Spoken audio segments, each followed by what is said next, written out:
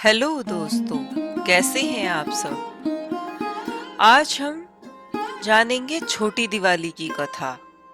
नरक चतुर्दशी के त्योहार को छोटी दिवाली और रूप चौदसवीं कहते हैं। यह पर्व दीपावली के एक दिन पहले मनाया जाता है। इस दिन श्री कृष्ण, यमराज, भगवान वामन, माता काली, हनुमान जी और शिव जी की पूजा होती है।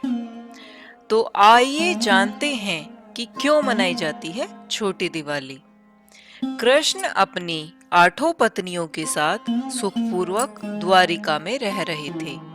एक दिन स्वर्गलोक के राजा देवराज इंद्र ने आकर उनसे प्रार्थना की कि हे कृष्ण, प्राग ज्योतिषपुर के दैत्यराज भौमासुर के अत्याचार से देवतागण त्राहि त्राहि कर रहे हैं। क्रूर भौमासुर ने वरुण का छत्र, अदिति के कुंडल और देवताओं की मणि छीन ली है और वह त्रिलोक विजयी हो गया है। इंद्र ने कहा, भौमासुर ने पृथ्वी के कई राजाओं और आमजनों की अति सुंदरी कन्याओं का हरण कर उन्हें अपने यहाँ बंदी गृह में डाल रखा है। कृपया आप हमें बचाइए प्रभु।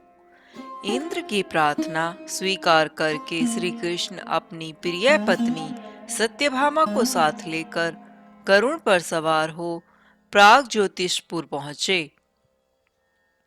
वहां पहुंचकर भगवान कृष्ण ने अपनी पत्नी सत्यभामा की सहायता से सबसे पहले मूर दैत्य सहित मूर के 6 पुत्र ताम्र, अंतरिक्ष, श्रवण, विभावसु, नभस्वान और अरुण का संहार किया।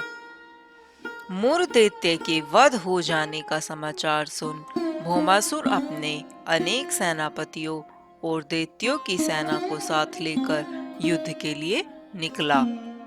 भौमासुर को स्त्री के हाथों मरने का श्राप था, इसलिए वह भगवान श्री कृष्ण ने अपनी पत्नी सत्यभामा को सारथी बनाया और घोर युद्ध के बाद अंत में कृष्ण ने सत्यभामा की सहायता से उसका वध कर डाला।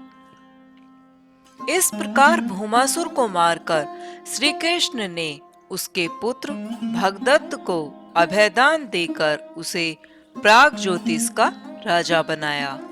भौमासुर के द्वारा हरण कर लाई गई 16,100 कन्याओं को श्री कृष्ण ने मुक्त कर दिया। ये सभी अपहरण नारियां थीं या फिर भय के कारण उपहार में दी गई थीं और किसी और माध्यम से उस कारागार में लाई गई थीं। वे सभी भौमासुर के द्वारा पीड़ित थीं, दुखी थीं, अपमानित, लांछित और कलंकित थीं। सामाजिक मान्यताओं के चलते भौमासुर द्वारा बंधक बनाकर रखी गई इन नारियों को कोई भी अपनाने को तैयार नहीं था। तब अंत में श्री कृष्ण ने सभी को आश्रय दिया। ऐसी स्थिति में उन सभी कन्याओं ने श्री कृष्ण को ही अपना सब कुछ मानते हुए उन्हें पत्नी रूप में स्वीकार किया। लेकिन श्री कृष्ण उन्हें इस तरह नहीं मानते थे। उन सभी को श्री कृष्ण अपने साथ द्वारिकापुरी ले आए। वहां वे सभी कन्याएं स्वतंत्र पूर्वक अपनी इच्छानुसार सम्मान पूर्वक द्वारका में रहती थीं, महल में नहीं। वे सभी वहां भजन, कीर्तन, ईश्वर भक्ति आदि करके सुखपूर्वक रहती थीं। द्वारका एक भव्य नगर था जहां सभी समाज और वर्ग के लोग रहते थे। भागवत पुराण में बताया गया है कि भौमासुर भूमि माता का पुत्र था। विष्णु ने वराह अवतार धारण कर भूमि देवी को समुद्र से निकाला था। इसके बाद भूमि देवी ने एक पुत्र को जन्म दिया।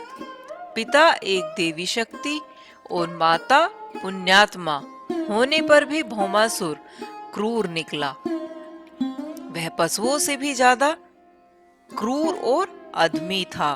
उसकी करतूतों के कारण ही उसे नरकासुर कहा जाने लगा।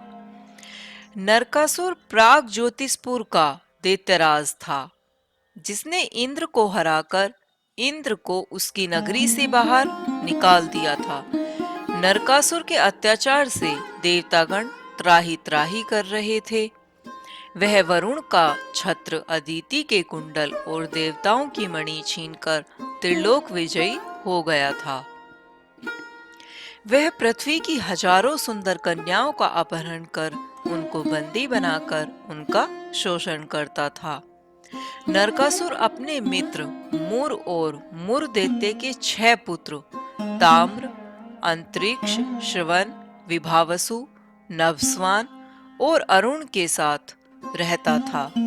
भगवान कृष्ण ने सभी का वध करने के बाद नरकासुर का वध किया और उसके एक पुत्र भगदत्त को अभयदान देकर उसका राज तिलक किया। तो इस वीडियो में आपने जाना कि क्यों मनाई जाती है छोटी दिवाली।